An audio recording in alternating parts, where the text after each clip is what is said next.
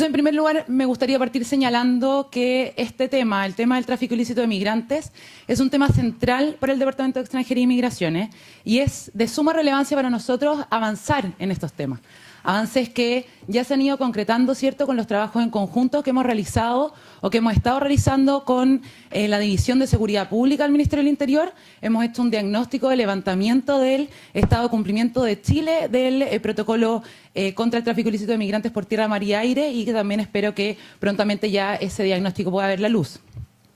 Importancia que reviste para el Departamento de Extranjería, que no solo se explica en el hecho que nosotros somos parte de las instituciones que organizan este seminario, sino que también porque nosotros entendemos que esta es una problemática de derechos humanos, que las víctimas de tráfico ilícito de migrantes son los grandes olvidados de los derechos humanos en Chile. No puedo cambiar la diapositiva, ahí sí. Son las grandes olvidados en los temas de derechos humanos en Chile, y por ello es que podemos afirmar, ¿cierto?, que se encuentran invisibilizados no solo a los ojos de los organismos públicos, sino que también a los ojos de la sociedad en general. Y por eso es que es muy importante para nosotros este seminario, porque significa una instancia de avance conjunto en estas temáticas. Entonces, la gran pregunta, ¿cierto?, de este panel, que nos tenemos que hacer cargo todos los que lo conformamos, es si acaso consideramos que el sujeto traficado es víctima o es objeto de este delito. Para poder dar respuesta a esta pregunta, consideramos pertinente establecer a qué situación concreta y específica nos estamos refiriendo y a cuál situación entonces que detectamos como problemática es a la que le queremos dar solución.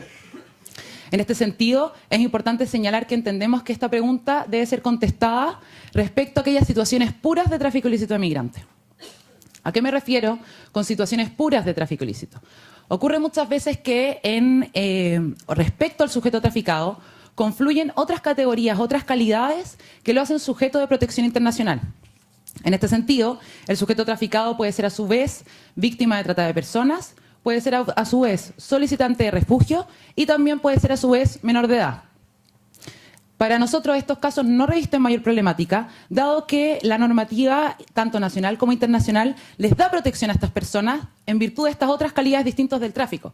Por tanto, el problema real dice relación a aquellos sujetos adultos, ¿cierto?, que son objeto y afectados por el delito de tráfico ilícito y respecto a los cuales no confluye otra calidad. También, ¿cierto?, para despejar es importante que hablemos de la distinción entre el delito de tráfico ilícito de migrantes y los delitos migratorios. Entonces, no puedo no referirme al artículo 411 bis del Código Penal, el cual tipifica el delito de tráfico ilícito como la facilitación o promoción de la entrada ilegal de una persona a un Estado respecto al cual dicha persona no es residente permanente y no es nacional. Todo esto claramente con un ánimo de lucro. Entonces, es importantísimo saber qué vamos a entender por entrada ilegal para efectos de poder determinar si estamos o no en presencia de este delito. Necesariamente, entonces, tenemos que recurrir a la normativa migratoria actual vigente, la cual nos señala que la entrada ilegal se puede proceder por el ingreso a territorio nacional con documentación falsa o bien por un ingreso por paso no habilitado. Ambas situaciones, que son entrada ilegal para los términos del artículo 411 bis, desde el punto de vista migratorio se les denomina ingreso clandestino. Hay una relación de género-especie. Por ello es que yo voy a hablar indistintamente a lo largo de la presentación de ingreso clandestino, pudiendo estarme refiriendo a estas dos situaciones que se contemplan como delito en nuestra legislación y a las cuales le corresponde la sanción migratoria correspondiente, que es la expulsión. Entonces, ¿qué distinción quiero hacer específica? Muchas veces ha ocurrido que algunos operadores, ¿cierto?, asimilan el ingreso clandestino o una situación de ingreso clandestino con una situación de tráfico ilícito de migrantes. Lo que a nuestro juicio es un error, porque perfectamente puede haber ocurrido que una persona ingrese de manera clandestina, pero no habiendo recurrido a una red de tráfico, sino que por sus propios medios. Lógicamente que nos hacemos cargo, ¿cierto?, que hay muchos de estos casos de ingreso clandestino en que sí serán tráfico ilícito de migrantes, pero no todos. Y es lo contrario de lo que pasa en el contrasentido, ¿cierto? Siempre que estemos en presencia de un tráfico ilícito de migrantes, estaremos en presencia de un ingreso clandestino porque el tipo penal así lo requiere. Ya habiendo entonces señalado cuáles son las situaciones específicas, ¿cierto?, que entendemos a las cuales nos tenemos que hacer cargo en este seminario y las situaciones respecto a las cuales vamos a contestar si la persona afectada es objeto o víctima, es importante saber cómo la normativa, tanto nacional e internacional, cuál es el tratamiento que le da la normativa nacional e internacional a estos afectados y, lógicamente, para nosotros poder adoptar una mejor postura. En este sentido es importante, y no puedo no mencionar nuevamente, la historia de la ley. La ley 20.507 incorpora como tipo penal el tráfico ilícito de migrantes y en la historia de la ley queda establecida que esto se trata de un delito contra el Estado y contra sus leyes migratorias y no contra los migrantes. La doctrina comparada mayoritaria establece que este es un delito contra el Estado, pero sabemos que esto no es un tema que está totalmente zanjado, ¿cierto? Por algo también lo estamos discutiendo en el presente panel, pero igualmente es importante ponerlo sobre la mesa. Así como también poner sobre la mesa que la legislación comparada, en los casos en que trata este delito, muchas veces lo hace, países como en Europa, por ejemplo, tratan este delito y lo tratan como una forma de regular los flujos migratorios y solo de manera indirecta proteger los derechos de los migrantes afectados. Dentro de este análisis normativo, ¿cierto? También hay que mencionar el Protocolo de Palermo y cómo se refiere el Protocolo de Palermo al sujeto traficado. Se refiere a él, en ningún caso se refiere como víctima, en ninguna de sus disposiciones, pero sí se refiere como el afectado por el delito o simplemente como migrante. A esto también hay que sumarle ciertas resoluciones de la Asamblea General de Naciones Unidas que establecen que en algunas ocasiones los afectados por el delito de tráfico se pueden considerar como víctimas, pero como víctimas del crimen organizado transnacional y no como víctimas del tráfico ilícito de migrantes. Volviendo a la legislación nacional, la ley 20.507 adopta una postura, ¿cierto? Una posición respecto a este tema de si es o no víctima, lo que se ve plasmado en el tratamiento que le da a otras normas. La ley 20.507, cuando tipifica el delito de tráfico, no modifica la normativa migratoria y no le otorga un permiso de residencia al migrante afectado y tampoco lo excepciona de la adopción de ciertas medidas administrativas como lo es la expulsión. No así como hace con la víctima de trata de personas, a la cual expresamente se le da un permiso de residencia y que internacionalmente, y bueno, también nacionalmente, la víctima no puede ser objeto de ninguna sanción, ninguna sanción ni medida migratoria. Siguiendo con la legislación nacional, el artículo 108 del Código Penal habla de quiénes van a ser víctimas y señala que son víctimas los ofendidos por el delito. Según la historia de la ley, el ofendido por el delito de tráfico ilícito de migrantes es el Estado. Sin perjuicio de lo cual, tanto a nivel nacional como internacional, se reconoce que las personas afectadas por este delito, hay ocasiones, y muchas de ellas, en que están afectadas a un grado de vulnerabilidad y precariedad tales, ¿cierto?, que se les requiere dar asistencia y algún tipo de protección, en protección de sus derechos y también en cumplimiento de obligaciones internacionales en la materia, porque debemos recordar que el Protocolo de Palermo también impone al Estado la obligación de dar un trato humano y proteger los derechos de los migrantes afectados por este delito. Y en reconocimiento, entonces, de precisamente esa vulnerabilidad y la necesidad de asistencia en esos casos específicos, es que la ley sí hace una incorporación, la ley 20.507, e incorpora el artículo 78 bis al Código Procesal Penal. ¿Y qué dice este artículo? En definitiva, le otorga la facultad al Ministerio Público para adoptar o solicitar las medidas que estime pertinentes para darle protección a los afectados en atención a su condición especial de vulnerabilidad. Siempre esto también teniendo presente que las recomendaciones de los organismos internacionales y las distintas resoluciones que dicten forman parte del derecho internacional de los derechos humanos. Y en este sentido han habido recomendaciones de Naciones Unidas en torno a que el Estado no puede adoptar medidas que aumenten la vulnerabilidad del migrante que se encuentra en una situación de afectación de derechos por haber sido objeto de tráfico ilícito. Entonces, ya habiendo expuesto un poco, y que bien breve en virtud del tiempo, Tania me mira, tratando de ser breve y siguiendo con la exposición, ya teniendo un barrido cierto normativo de cómo se regula este tema tanto a nivel nacional e internacional, me permito señalarles el primer nudo crítico que para el Departamento de Extranjería significa este tema y que es un obstáculo para poder avanzar. Nuevamente, ahí está. Y esto dice relación, este nudo crítico, primer nudo crítico, dice relación con una discordancia entre la normativa internacional y la normativa nacional. El artículo 5 del protocolo prohíbe que los estados persigan la responsabilidad penal de aquellos migrantes que han sido objeto o que son objetos de tráfico ilícito.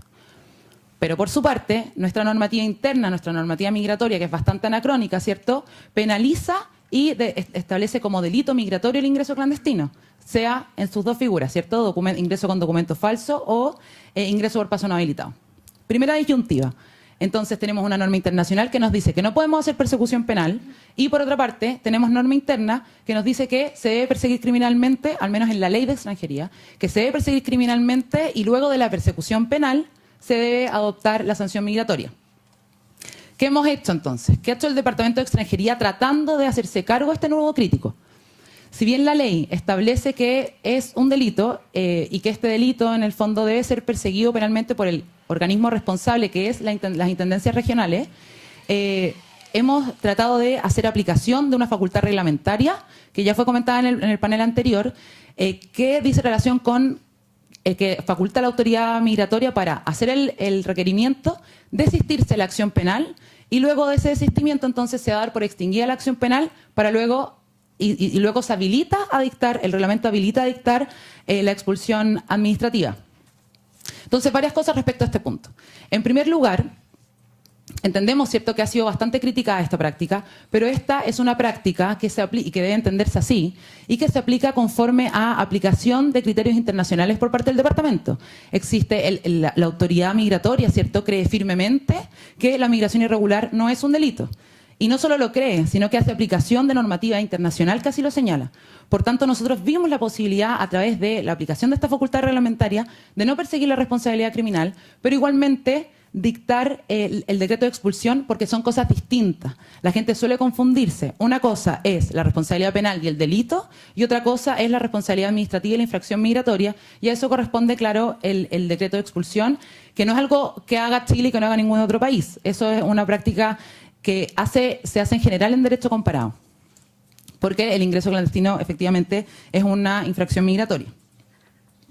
Ahora bien, esto que vimos como una solución, ¿cierto?, para no hacer persecución penal del migrante que se encuentra en esta situación irregular, hemos visto que últimamente las Cortes de Justicia y los tribunales superiores, conociendo de recursos de amparo que se interponen por los migrantes contra las medidas de expulsión, han fallado en contra de la administración, dentro de otros motivos, precisamente porque la administración no está persiguiendo penalmente la responsabilidad penal de estos migrantes de conformidad a la ley, sino que se desiste haciendo aplicación de una facultad reglamentaria. Lo que nos pone nuevamente en esta encrucijada, ¿cierto? Tratando de resolver un problema, ahora nuestras Cortes nos están diciendo que debemos igualmente perseguir la responsabilidad penal, y eso a todas luces del Departamento de Extranjería nos parece que no procede. Entonces, habiendo explicado primeramente este nuevo crítico, igualmente el Departamento de Extranjería ha efectuado regularizaciones a personas que se han encontrado o que se encuentran afectadas por el tráfico ilícito de migrantes. En este sentido, cuando yo hablo de regularización de ingreso clandestino, me refiero a que se sanea, por así decirlo, el ingreso al país, este ingreso irregular, y se le otorga un permiso de residencia al migrante para que pueda permanecer legalmente. ¿En qué ocasiones, entonces, y de qué forma proceden estas regularizaciones? En primer lugar, se han regularizado y otorgado permiso de residencia a los afectados por el delito de tráfico, siempre a requerimiento del Ministerio Público.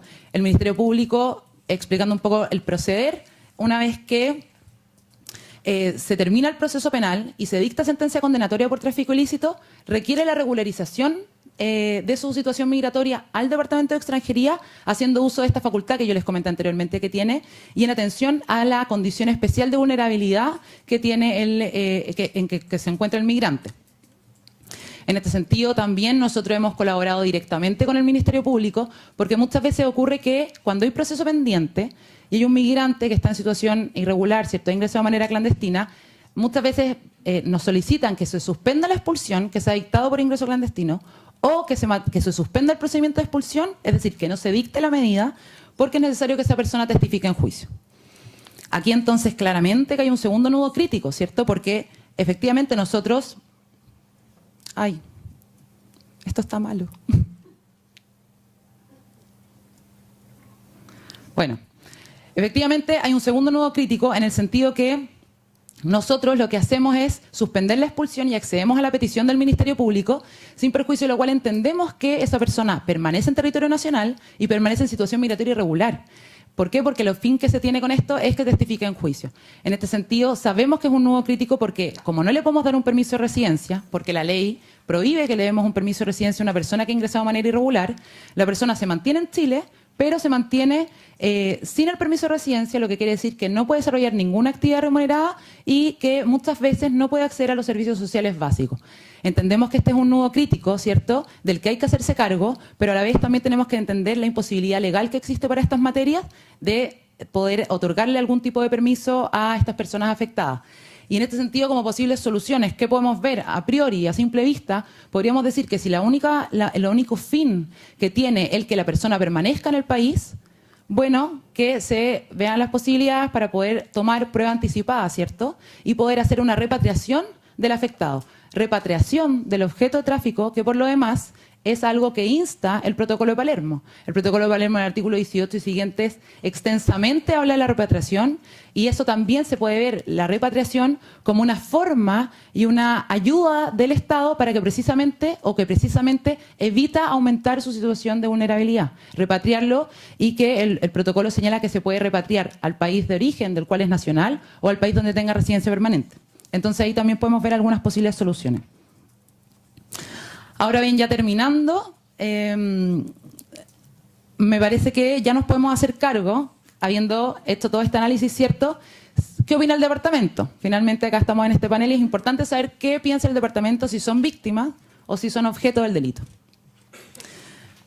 Para responder esto, cabe aclarar que el Ministerio del Interior, a través del Departamento de Extranjería, en ningún caso es el órgano competente para determinar si una persona tiene la calidad de víctima o no, sea en el delito de tráfico ilícito o sea en cualquier otro delito. Esto porque no es nuestra expertise, por una parte, y por otra parte porque ya hay un órgano competente encargado de esto, por antonomasia, que es el Ministerio Público. Sin perjuicio de lo cual, es de nuestra opinión señalar que esto es una afirmación que no se puede dar a priori. ¿En qué sentido? No puede decirse a priori que en todo caso son víctimas, pero no se puede decir a priori tampoco que en todo caso son objeto, sino que esto es algo que se debe evaluar caso a caso, dependiendo de la situación y las condiciones específicas de vulnerabilidad del migrante que lo hagan, que fundamenten, ¿cierto?, el otorgarles protección, pero también hay que hacerse cargo en este sentido de la instrumentalización un poco que ha habido con este tema.